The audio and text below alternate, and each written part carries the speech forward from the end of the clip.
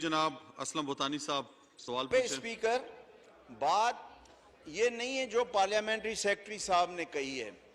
मेरा जो पॉइंट है, मैंने रेज किया कि फेडरल गवर्नमेंट ने ये कहा है कि हम रिकोडिक के एसेट्स को बेचकर पाकिस्तान का कर्जा उतारेंगे। मैं ये कह रहा हूं कि क्यों बलूचिस्तान के ही वसाइल हैं कर्जा उतारने के लिए। इस पे मेरा एतराज है, उस तरफ तो वो आ ही नहीं रहे। जनाब स्पीकर, इस पे मैं एक तफसीली करूंगा ताकि हमारे बलूचिस्तान के लोग भी सुने कि क्या नाइंसाफी हो रही है। ये किसी खास पर्टिकुलर सरकार को या हुकूमत को मैं मरूज इल्ज़ाम नहीं ठहरा रहा हूं। ये एक जनरल जो पॉलिसी है नेशनल लेवल पे, उससे हमें इख्तिलाफ है। जनाब स्पीकर, दुनिया में जहां भी वसाइल जिस मुल्क में होते हैं, जिस खिते में होते हैं, वो मुल्क तस्वुर ये होता है कि वो तरक्की करेगा, वहां खुशहाली आएगी।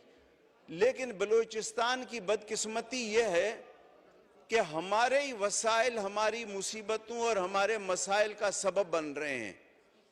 आप कहां से शुरू करें? 1952 से गैस निकली बलूचिस्तान में, 40 साल तक 1990 तक बलूचिस्तान की गैस ने पूरे मुल्क को तरक्की दी। लेकिन आज बलूचिस्तान के 10% हिस्से पे भी गैस नहीं है। जनाब स्पीकर, उसके बाद सेंधक का प्रोजेक्ट है। सेंधक बलूचिस्तान को क्या मिला? सिर्फ 2%। 48% इस्लामाबाद और 50% चाइनीज, हम सिर्फ 2% पे। जब 18वीं तरमीम में ये हमारे हवाले हुआ सेंधक, फिर उस पे 5 साल का एग्रीमेंट मरकज ने कर लिया। जनाब स्पीकर, गैस हमसे गई, सेंधक हमसे गया, फिर हमारा समंदर साहिल जिसके नाम पे सीपैक आया, हमें यह कहा गया कि बलूचिस्तान की किस्मत बदलेगी। अभी तक तो बलूचिस्तान की किस्मत नहीं बदली। लाहौर में, मुल्तान में तो मेट्रो चल रही है, कराची में तो ग्रीन लाइन चल रही है, पता नहीं कहां कहां बिजली के कारखाने लग रहे हैं, लेकिन हमें तो कुछ नहीं मिला। अब जनाब, हमारे पास आज भी 12, 14, 18 घंटे बिजली की लोड शेडिंग हो रही है। जनाब स्पीकर, आपको पता है इस वक्त बलूचिस्तान की सरजमीन पे 2000 मेगावाट बिजली पैदा हो रही है और बलूचिस्तान की ज़रूरत 1200 मेगावाट है। अगर 1200 मेगावाट मिले तो बलूचिस्तान में 24 घंटे लाइट होगी।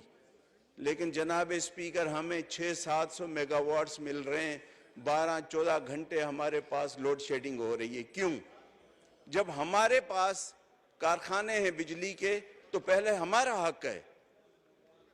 अब रह दे के हमारे पास रिकोदिक रह गया है। रिकोदिक हमारा जो खजाने हैं सोने के ज़खायर, ये दुनिया के 2nd लार्जेस्ट हैं। ये हमारे बलूचिस्तान की खुशहाली की ज़मानत है। हमारे नौजवानों का मुस्तकबिल इससे वाबस्ता है। अब फेडरल गवर्नमेंट ने ऐलान किया है कि जी रिकोदिक के ज़खायर बेचकर हम पूरे मुल्क का कर्जा उतारेंगे। जनाब, जिस तरह हमें बलूचिस्तान अजीज है, इसी तरह पाकिस्तान भी अजीज है। हाँ, अगर कर्जे लिए हैं तो बैठ के हिसाब करें कि जो बैनुल-अक़वामी कर्जे लिए गए हैं मुख्तलिफ अदवार में, चाहे वो पीपल्स पार्टी की गवर्नमेंट हो, मुशर्रफ की गवर्नमेंट हो, नवाज शरीफ साहब की गवर्नमेंट हो या मौजूदा गवर्नमेंट, कितना हिस्सा बलूचिस्तान पे खर्च किया है? हाँ, उतना हिस्सा हमसे भले ले लें, लेकिन ये क्या बात है कि खर्चा तो पूरे पाकिस्तान में किया और भरने के लिए रिकोदिक ही रह गया है। जनाब स्पीकर, ये अब नहीं होगा। अब इस तरह की बातें नहीं चलेंगी। बहुत बलूचिस्तान ने बर्दाश्त किया, अब मोहब्बतें बखेरनी है, बहुत नफरतें दे चुके। अब बलूचिस्तान का खास करके नौजवान यूथ इस किस्म की नाइंसाफियां बर्दाश्त नहीं करेगा। तो मेरी तो आपसे गुजारिश है कि आप जिस मनसब पे बैठे हैं, बलूचिस्तान के अवाम की बदौलत आप इस कुर्सी पे बैठे हैं, और हमारे और जितने यहाँ 20 MNAs हैं, हम सब पर फर्ज है कि हम अपने तहफ़्फ़ुज़ करें, मुफादात का तहफ़्फ़ुज़ करें, अपने सूबे का तहफ़्फ़ुज़ करें। और बलूचिस्तान इतना लावारिस नहीं है और न बराए फ़रोख्त है कि हर चीज़ बलूचिस्तान की बेच के कर्जे पूरे करें, इसकी कभी इजाज़त नहीं दी जा सकती। बहुत शुक्रिया। बहुत शुक्रिया।